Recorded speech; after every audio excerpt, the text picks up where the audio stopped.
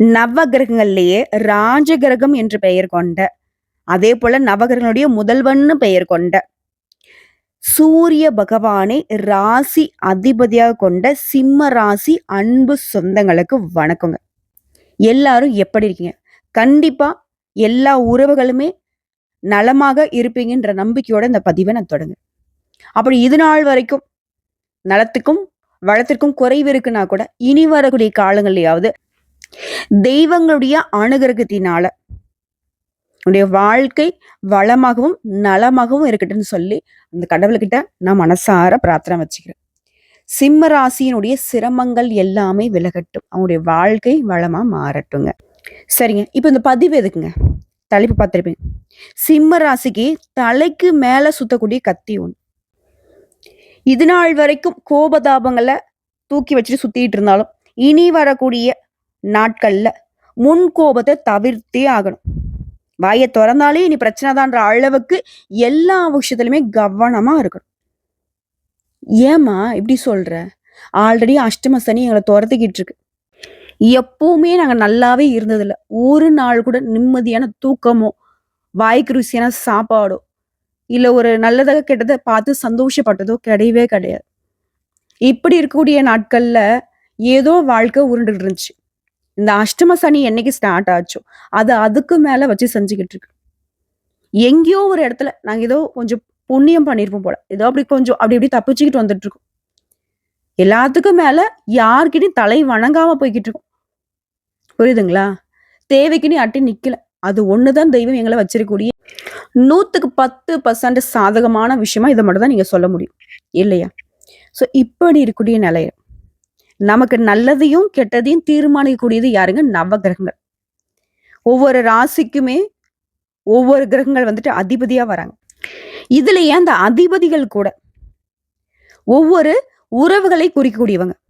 So அந்த வகையில உடன்பிறப்புகளை குறிக்கக்கூடிய, அதாவது சகோதரத்துவத்தை குறிக்கக்கூடிய செவ்வாய் பகவான், பூமிகாரகன்னு சொல்லக்கூடிய, நீதியை நிலைநாட்டக்கூடிய செவ்வாய் பகவான் ஜூன் மாதம் 6ஆம் தேதியிலிருந்து ஜூலை மாதம் 28ஆம் தேதி வரைக்கும் அடுத்த 45 நாட்கள் பயிற்சியாகி சிம்ம ராசிக்காரர்களுக்கு கிடைக்கக்கூடிய அதிர்ஷ்டங்கள் என்ன, கவனமா இருக்கக்கூடிய விஷயங்கள் என்ன, விரிவா பார்க்கலாம். இதோட செவ்வாய் பகவான் அப்படிங்கிறவரு ஜோதிட சாஸ்திரப்படி வலிமையான கிரகம்.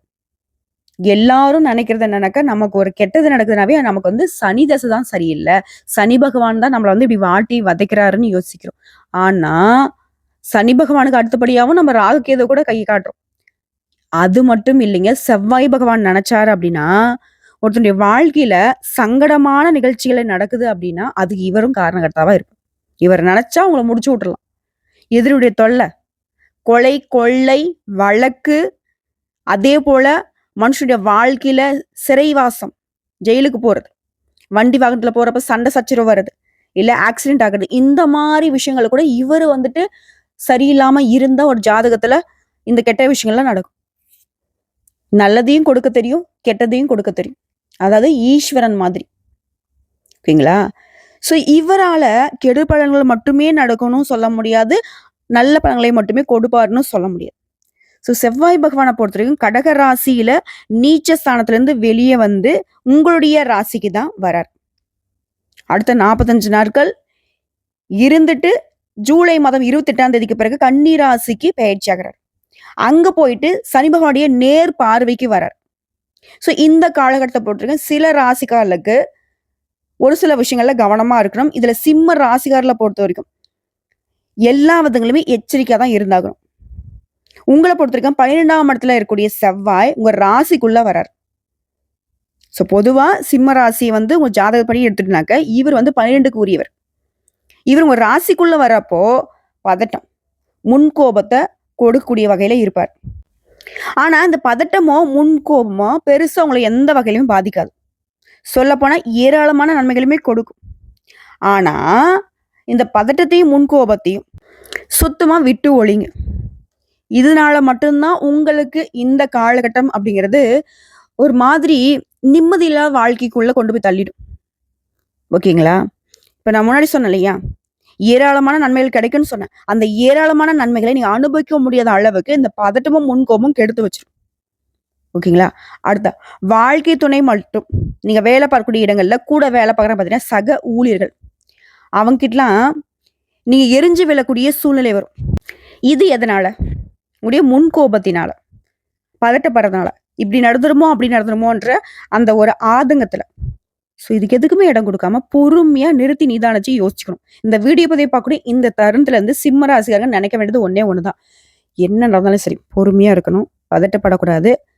அதே போல கோபதாபங்கள சுத்தமா விட்டுறணும். அப்ப என்ன மண்ணு மாரி இருக்க சொல்றியாம்மா? அப்படின்னு என்கிட்டயும் கோவப்பட்றாதீங்க. சிம்ம ராசிக்காரங்களே, கோபங்கள் உங்களுடைய உண்மைக்கான வெளிப்பாடு தான். நான் இல்லலாம் மறுக்க மாட்டேன். ஏன்னா உண்மை இருக்கிற இடத்துல தான் கோபம் இருக்கும். அத நான் தப்பு சொல்லல. ஆனா அது கோபதாபங்களால நெறைய இடங்கள்ல அதிர்ஷ்டங்கள கூட நீங்க வந்து பார்த்தீங்கன்னா, தூக்கி போட்டு வந்திருக்கீங்க. இது இல்லன்னு உங்களால மறுக்க முடியுமா?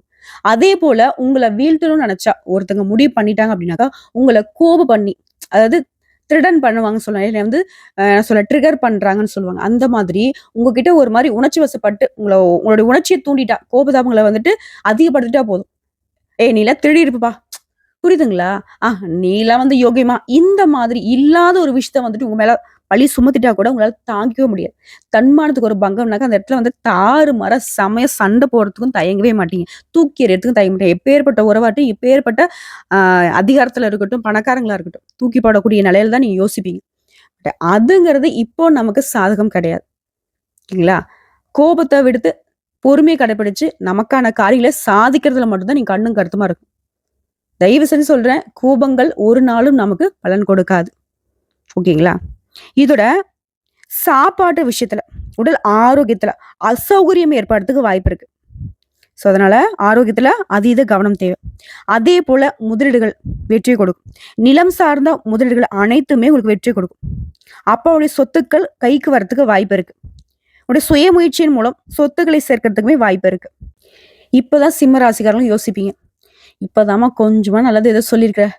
சொத்து வாங்குறாங்களோ இல்லையோ, சொத்த விக்காம, சொத்த பாதுகாக்கிற மாரி, எதுவும் வீண் செலவு, விரைய செலவு பண்ணாம கொஞ்சம் பாத்துக்கிற மாரி இருந்தா போதும். இப்படிதான் யோசிப்பீங்க. கட்டாயம் அது நடக்கும். ஓகேங்களா? அதே போல அஷ்டம சனி இப்ப நடக்குது உங்களுக்கு. இந்த நேரத்துல 4ஆம் இடத்தை செவ்வாய் பார்க்கிறார். இந்த செவ்வாய் பகவான் நம்ம முன்னாடி சொல்லியிருக்கோம் பூமிக்காரகன். நீங்க வந்து சொத்து பத்துக்கள் வாங்கணும், நிலபுலம் வாங்கணும் அப்படின்னா கூட இவருடைய அனுகிரகம் தேவை. ஸோ உங்கள இந்த நேரத்துல இந்த 4ஆம் பார்வையா பார்க்கிறது சொத்து வாங்குவதற்கான சரியான நேரமா இருக்குது. அதனால தான் நீங்க சொத்து வாங்குவீங்கன்னு நான் அடிச்சு சொல்றேன். இதோட சனி பகவான் 2ஆம் இடத்தை பார்க்கிறார். இப்ப சனி பகவான் என்ன பண்ணுவாருனாக்கா, பண கஷ்டத்தை கொடுக்குறார். பணத்த வந்து நிலத்துல முதலீடு செய்றது ரொம்ப நல்லது. இல்லையா? அதே போல தொழில விரிவுபடுத்துறது, வீட வந்துட்டு செப்பனிடுறது, அதாவது சீரமைக்கிறது, இந்த மாதிரி உங்க கையில இருக்கக்கூடிய பணத்தை ஏதாவது ஒரு உபயோகரமான ஒரு விஷயத்துக்கு வந்து பண்ணிடுங்க. கையில மட்டும் வச்சுக்காதீங்க. அது வீண் செலவு, விரைய செலவா, இல்ல அடுத்தவங்க அபகரிச்சுட்டு போற மாரி ஒரு சூழ்நிலை வரும். இது எல்லாத்துக்கும் மேல நான் காலகாலமா சொல்ற விஷயம் என்னன்னா, சிம்ம ராசிக்கு பணத்த வந்து கையாள தெரியறதில்ல. நெறைய இடங்கள்ல ஏமாந்துடுறீங்க. உங்ககிட்ட வந்து டிராமா பண்ணி நெறைய உறவுகள் வந்துட்டு ஏமாத்தி வாங்கிட்டு போய் தின்னுகிட்டு தான் இருக்காங்க. இது இல்லன்னு உங்களால மறுக்க முடியுமா? ஸோ அதெல்லாம் கொஞ்சம் உஷாரா இருங்க. அடுத்து ஆரோக்கியத்த பொறுத்தவரைக்கும். ஆரோக்கியத்துல நீங்க கவனமா இல்லன்னா, பிரச்சனை ஏற்படும். இதோட வயிறு தொடர்பான பிரச்சனைகளை செவ்வாய் பகவான் கொடுப்பார். அடிவயிறு சார்ந்த இடத்த 5ஆம் இடத்த சனி பார்க்கிறதுனால ஏற்படும். ஓகேங்களா? இந்த 5ஆம் இடங்கிறது அடிவயிறு, மேல் வயிறு, அசிடிட்டி, அலர்ஜி தொடர்பான பிரச்சனைகளை ஏற்படுத்துவதற்கு வாய்ப்பு இருக்கு. இதனால கவனமா இருக்கும். அடுத்து செவ்வாய் பகவான பொறுத்தவரைக்கும், உங்களுடைய தலையில அமர்ந்து இருக்கிறதுனால, உங்களுடைய தலை வந்து சூடாகறதுக்கு வாய்ப்பு இருக்கு. இதெல்லாம் என்ன பண்ணுவீங்க? "மண்ட சூடு குடுக்காத" அப்படின்னு கோவப்படுவோம் இல்லையா? அதெல்லாம் வார்த்தையில நீங்க வெடிக்கிறதுக்கு வாய்ப்பு இருக்கு. சும்மா அப்படி பத்த வச்ச மாதிரி, பெரிய பாம் பிளாஸ்ட் ஆன மாரி வெடிச்சிருவீங்க. அததான் நான் முன்னாடி திரும்ப திரும்ப சொல்றது. வேண்டாம் அப்படின்னு. இது இந்த கோபம் அப்படிங்கிறது, நீங்களே உறவுகளை விலக்கி வைத்து, அவங்கள வந்து எதிரிகளாக மாத்துறதுக்கு கூட வாய்ப்பு இருக்கு. இந்த கோவத்த தவிர்க்கிறது ரொம்ப நல்லது. அதேபோல அலுவலக ரீதியா எந்த ஒரு பாதிப்பும் ஏற்படாது. ஆனா, அலுவலகங்கள்ல உங்களுக்கு நல்ல விஷயங்கள் நடக்கும்போது, நீங்களே தேவையில்லாம சில விமர்சனங்கள் வந்து முன் வச்சு, தேவையில்லாத கெட்ட பேரை வாங்குறதுக்கு வாய்ப்பு இருக்கு. ஒரு விஷயம் நல்லது நடக்குது அப்படின்னாக்க சைலண்டா இருங்க. தன்னுடைய கருத்துக்கள வெளிப்படுத்துறேன் அப்படின்னு சொல்லிட்டு ஏதாவது பேச ஆரம்பிச்சா, அது வந்து நமக்கு பாதகத்த குடுக்கறதுக்கு வாய்ப்பு இருக்கு. பேச்சுல கவனமா இருக்கணும். குடும்பம் சார்ந்த விஷயங்கள்ல மாற்றம் ஏற்படும். குடும்பத்துல தேவையில்லாத வாக்குவாதங்கள பண்ணாதீங்க. அது உங்களுக்கும் நல்லது, குடும்பத்துடைய ஒற்றுமைக்கும் நல்லது. முடிஞ்ச வரைக்கும் இயலாமையை கோபமாக வெளிப்படுத்தாம இருக்கிறது நல்லது. இப்ப நம்ம எல்லாருக்கும் எந்த இடத்துல கோவம் வருது? ஒரு விஷயத்த நம்ம நெனச்சு வந்து செய்றோம். நடக்கல. ஒரு ஒரு உறவுகிட்ட இருந்து ஒரு விஷயத்த நம்ம எதிர்பார்க்கிறோம். ஒரு உதவி எதிர்பார்க்கிறோம். கடன் உதவி எதிர்பார்க்கிறோம். ஏதாவது ஒரு வகையில ஏதாவது ஒரு எதிர்பார்ப்பு போலியா, அது பொய்யா மாறும்போது, நமக்கு கோவம் வரும். அந்த இடம் தான் சிம்மத்திற்கு வந்து இந்த இடத்துல பாதிப்புன்னு நான் சொல்றேன். சரிங்களா? அதேபோல ராசிக்குள்ள கேது, செவ்வாய் இருக்கிறதுனால, நீங்க எத பேசினாலும் சரி, அது பிரச்சனைய ஏற்படுத்த வாய்ப்பு இருக்கு. நம்ம ஒண்ணு சொல்லுவோம். சாப்பிட்டீங்களான்னு கேட்போம். ஆனா மத்தவங்க என்ன தெரியுமா சொல்லுவாங்க?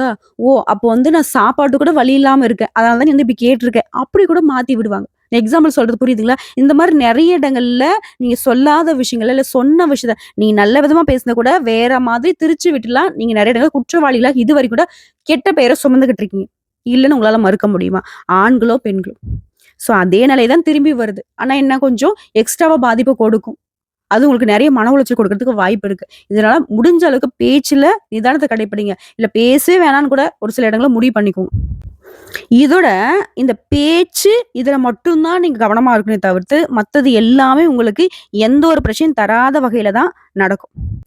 "என்னம்மா நீ சொன்னது திருப்பி திருப்பி சொல்றியே" அப்படின்னு கூட நெனச்சுக்கோங்க. இந்த நம்ம தேவையில்லாத வார்த்தைகள பேசுறதுனால செலவும் வரும், பாதிப்பும் ஏற்படும். அதனால உஷாரா இருந்துக்கோங்க. அட என்னம்மா நீ சொன்னது எல்லாமே கொஞ்சம் பயமுறுத்துற மாரியே இருக்கு அப்படின்னு கேட்டாக்கா, அப்படிலாம் இல்லைங்க.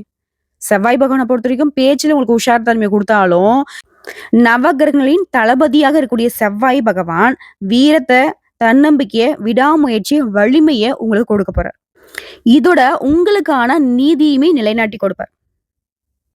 குறிப்பா குடும்பத்துல குழந்தைகள் தொடர்பான விஷயங்கள்ல நல்ல செய்திகள பெறுவீங்க. தன்னம்பிக்கை அதிகமாகும்.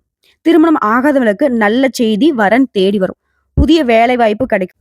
இதோட புதுசா நான் வேலை தேடிக்கிட்டு இருக்கேன் அப்படின்னு சொல்றவங்களுக்கு நல்ல வேலை அமையும், நல்ல சம்பளத்தோட. அதேபோல சிலருக்கு திடீர் நிதி ஆதாயங்கள் கிடைக்கும். பொருளாதாரத்துல நல்ல முன்னேற்றம் ஏற்படும். குடும்பத்துல மகிழ்ச்சி பெருகும். அற்புதமான காலகட்டம். ஆனா கூட பொறந்திருக்காங்க பார்த்தீங்களா? உடன்பிறப்புகள். உடன்பிறப்புகள் மாதிரி கூட சித்தப்பா பையன், பெரிய பையன், அக்கா, தங்கச்சின்னு ஏதாவது ஒரு அங்காளி, பங்காளிகள் எதுவாக இருந்தாலும் சரி, உஷாரா இருக்கிறது நல்லது. ஏன்னா செவ்வாய் பகவான பொறுத்தவரைக்கும் சகோதரர்களை குறிக்கூடிய கிரகம். ஸோ இவர வச்சு பார்க்கிறப்போ, இவர் வந்து உடன்பிறப்புகளால உங்களுக்கு பாதிப்பு வருங்கிறத சொல்றாரு. ஸோ என்ன பண்ணும்? அவங்க யார் என்ன சொன்னாலும் சரி, உஷாரா இருக்கணும். சொல்லுவாங்க இல்லையா? என் கைய எடுத்து என் கண்லயே குத்திட்டேலன்னு சொல்லுவாங்க இல்லையா? அந்த மாதிரி நம்முடைய உடன்பிறப்புகளே, நம்முடைய ரத்த சொந்தங்களே நமக்கு பகையாளியாக வருவாங்க. சொல்ல முடியாத அளவுக்கு சண்டை சச்சரவுலாம் வரும். சொத்து பிரச்சனைலாம் பயங்கரமா வரும். அப்பலாம் ரொம்ப பொறுமையா இருக்கணும். அவங்க ஒண்ணு பேச, நான் ஒண்ணு பேசினேன். அதுதான் முன்னாடி சொன்னேன். கோபம் வேணாம். வார்த்தைய நிதானமா பயன்படுத்துங்க. முடிஞ்ச அளவுக்கு மௌன விரதம் இருக்கிறதே சிறப்புன்னு சொன்னேன். சரிங்களா? இது தாண்டி வேற எதுவுமே உங்களுக்கு பாதிப்பு கிடையாது. வருமானம் உயரும். கடன வந்து அடைச்சிருவீங்க. புதிய வருமான ஆதாரங்கள் நீங்களே உருவாக்குவீங்க. உத்தியோகத்துல இருந்தீங்கன்னாக்க, உயர் அதிகாரிகிட்ட இருந்து பாராட்டுகள் கிடைக்கும். சிலருக்கு பதவி உயர்வு கிடைக்கும். அரசு தொடர்பான வேலைகள உங்களுக்கு இருந்து வந்த தடைகள் அனைத்துமே விலகப் போகுது. பணவரவு அதிகமாகும். முன்னேற்றமான காலகட்டம்.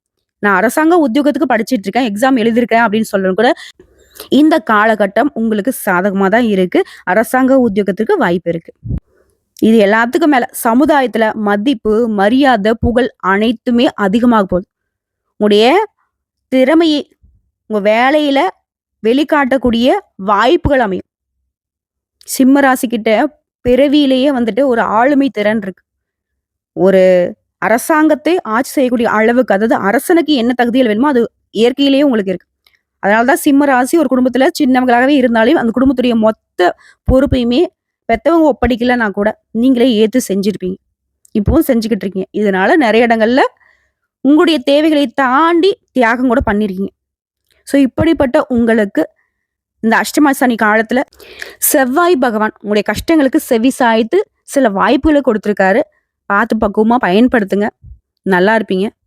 இதோட அந்த செவ்வாய் பகவான் தரக்கூடிய இந்த அதிர்ஷ்டங்கள், வாய்ப்புகள் உங்களுக்கு நிலைச்சு நிக்கணும்னா, நீங்க செய்ய வேண்டிய ஆலய வழிபாடு. திருச்செந்தூர் முருகப்பெருமானை வழிபாடு செய்ய. ஏன்னா செவ்வாய் பகவானுக்கு அதிர்ஷ்ட தெய்வம்ங்கிறது யாருங்க? முருகப்பெருமான். ஸோ இந்த காலகட்டத்துல இவரை ஏன் நீங்க வழிபாடு செய்யனாக்கா, சிம்மத்துடைய வாழ்க்கை நிலைங்கிறது அடிபாதளத்துல இருக்கு. மேல உச்சி மலையிலிருந்து கீழ தொப்புன்னு போட்ட மாரி வாழ்க்கை வந்து சிதறி போய் கிடக்கு. எங்க போறது? யார்ட்ட போறது? என்ன பண்றதுன்னு தெரியாம இருக்கக்கூடிய உங்களுக்கு, அந்த திருச்செந்தூர் முருகப்பெருமான் ஒரு வெளிச்சத்த காட்டுவார். ஓகேங்களா? உங்க கைப்பிடிச்சு தூக்கி விடுவார். ஸோ அதற்காக குடும்பத்தோட போயிட்டு வர முடிஞ்சா போயிட்டு வாங்க. முடியாத பட்சத்துல வீட்லயே அந்த செந்தில் ஆண்டவன மனசார நினைச்சு அனுதினமும் வீட்லயே பூஜை பண்ணுங்க.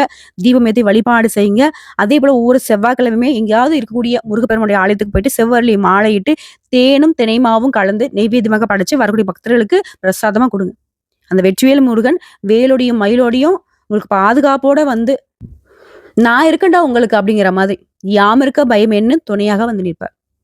வேலுண்டு வினையில்லை, மயிலுண்டு பயமில்லை, கந்த கடவுள் இருக்க, கருணை மூர்த்தி இருக்க, கலங்காத மனசோட ஜம்முன்னு வாழுங்க.